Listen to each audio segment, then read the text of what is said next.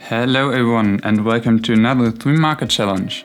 But before I'm going to start and actually pick some colors, I just wanted to show you the paper that I'm going to use, which is ordinary copy paper.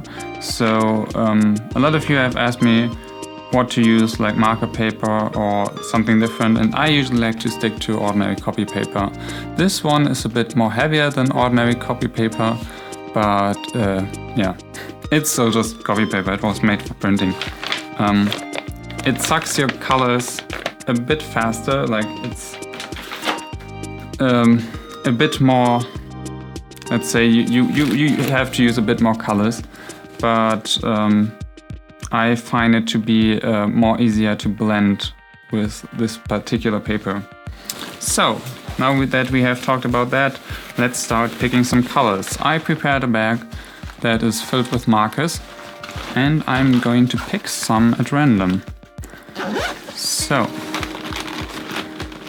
let's see how this will turn out. I think I've got three markers. Oh. No. Let's try that again. We don't want to have just yellow. That would be a bit boring, to be honest. Okay, another try. Oh, so we have a skin tone, we have a light purple or more reddish purple, and we have a more bluish purple, or it's called deep reddish blue. Well, let's see how this will turn out. The link drawing I used for this video is actually something I drew back then for Inktober, where the topic was sword. So I just cleaned it up a bit in Photoshop and printed it out on the paper. Because I thought it might be a bit too much of a waste to leave this drawing uncolored. But regardless of what colors I would have picked, I always would try to figure out what is the lightest and what is the darkest tone. And from that I would decide what colors to pick for the skin, for example. Here I'm a bit lucky to have a skin tone, but even if I would have picked another tone like a light blue or something, probably that would have ended up as the base for the skin. Since the violet though is a bit too dark to blend with the skin white, I only touch the tip of the markers to get a bit of an in-between. So I use the light marker and rub a bit color of the darker one and then apply it as the shadow tone. Does it ruin the marker though? I don't know. Actually, I'm not doing this often, to be honest. I just do this now for the challenge because there is no other way around that. But yeah, I think some markers actually might have been stained for a while, but the more you use it, then the color fades away and the original color of the marker comes back. So as I said in the beginning, for this challenge I used normal copy paper. That is because I can't really handle marker paper. I have a feeling that the marker paper has a special coating that on the one hand doesn't drain the colors as much as normal copy paper, but on the other hand I always feel like the ink, so the marker ink, only gets into the marker paper to a certain degree. So when you are using a lot of layering or a lot of ink, then at some point there would be some puddles because of the excess color that lies on the paper. Since it's coated, I mean it doesn't bleed through, it won't sink in that much, and that's why I'm having always a hard time with marker paper and blending. Copy paper, on the other hand, is really wasting a lot of colors. For me, I think I want to have a better product, or for my technique, it's a better way to have a better product. So I am willing to sacrifice some of the ink, but I totally understand why people would use normal marker paper. It's just not what I like to use. For this drawing, I tried to think of a simple light situation where the light comes from the left side. So everything that is on the right side is a bit darker and everything on the left side is more exposed.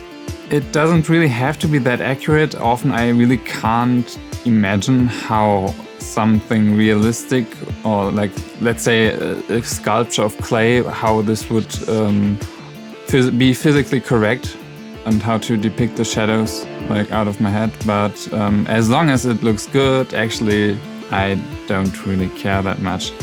Probably like some professionals would then criticize and say like, well, that shouldn't be exposed to the light since it's in the shadows, but I don't really know. I just do it by my feelings and trying to get the best out of it.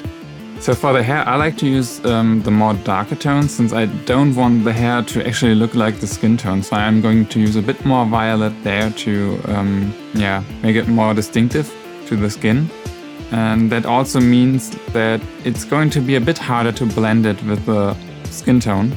Normally I probably would use the colorless blender, because with markers I actually have some kind of technique that is similar to watercolors. So I would in a way wet the paper with the blender and then see how the Copic ink would bleed or blend in with the rest. But again, this is the challenge, to not do that. And yeah, having a hard time, but I think in the end it worked. Though I'm really wondering if white ink is allowed to correct some mistakes, since on the other hand it's called 3-marker challenge, but you would also have to have a line art, don't you? So I'm not sure if white ink is included in the game, since black ink is, but I let you decide, I don't know. To add a bit of contrast, I used the darkest tone for the clothing, and you really have to work quickly to make it really, really clean. So precision is key for that, to keep us from heavy and a strong texture. But you always can add additional coats of color in case you want to get rid of like small stain-like edges that appear.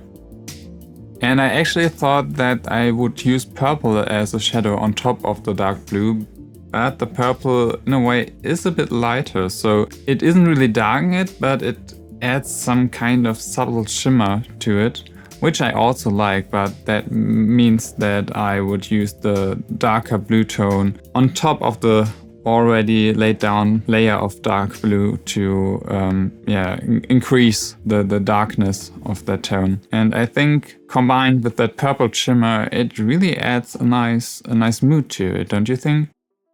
I mean, Link looks a bit darker here. Not to say that he looks like Dark Link, but I don't know, he looks like some warrior that would come out at night. So for the 3-marker challenge, I think actually the most difficult part is to get as much combinations as you can, since you don't want to end up with things that are different but that are next to each other to have the same tone, so that you can in the end identify what you were coloring or what you are seeing. So I try, for example, for the shirt to mix the skin white with the deep reddish blue to not get too similar to the hair and skin tone. So the shirt looks actually a bit more grayish this way, even though I really had hard feelings for the skin marker, since I thought I might demand too much from it with mixing every tone onto its tip.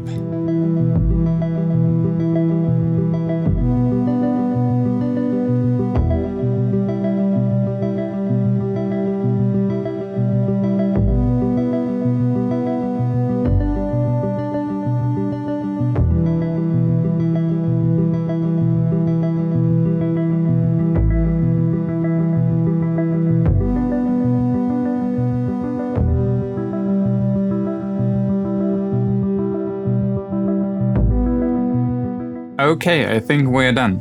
I could probably sprinkle some Copic ink on the background, but actually I don't really know if that's allowed either. I mean, it's the same colors obviously, but I'm not sure. It's the same with the white ink that I would like to use for more precision, since on these parts it's not really clean. But for comparison, actually I have also done a little practice on a different piece that I printed out of the same line art. And here you can see how that might have looked like when I would have the colors that I would choose to color it.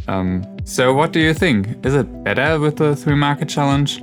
I actually find it somehow more interesting, since it's like expressing some kind of different mood there, Also, like with the blue tunic, I think it looks somehow really cool. But yeah, tell me in the comments. And also, if you like this video, you know what it is. Like, comment, like, subscribe. That's probably something you hear very often on YouTube. And I really hope you have wonderful holidays. And I see you next time.